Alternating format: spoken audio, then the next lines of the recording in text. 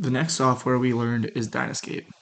Dynascape is similar to AutoCAD, however there are a few elements that make it different.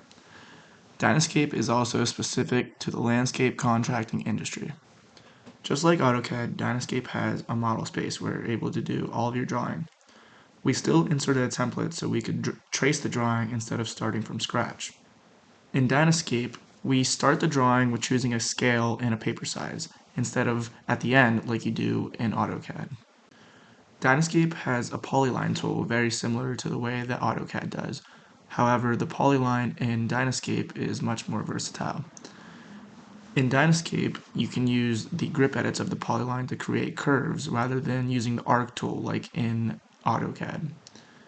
We also used the polyline tool to create a closed polyline where we were able to create an enclosed boundary to be able to put the hatch patterns as seen in the picture. One of the biggest differences between AutoCAD and Dynascape is that in Dynascape there are pre-made layers with existing colors that you are able to draw on. In AutoCAD you have to go in and create all the layers and change all of the colors manually. You're also able to add custom layers to this list of layers in Dynascape. In AutoCAD we had to go to another website to be able to insert what we called blocks into the drawing. In Dynascape, there are pre-made figures already in the software. These preset figures go on their own layer, and you can do things like add cars, utilities, and tables.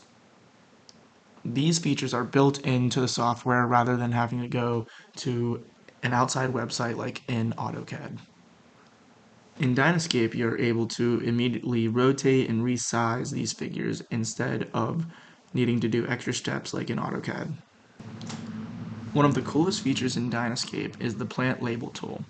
In Dynascape, you're able to label plants and add them to a plant list, which you can insert. Dynascape also has its own built-in database that you can search any kind of plant with its genus and species name. While doing this, you're able to auto-count a group of plants or manually add in a number of plants that you want to count. Thank you for keeping up with my progress in my Hort 120 class, and I hope you watch more of the videos as I post them.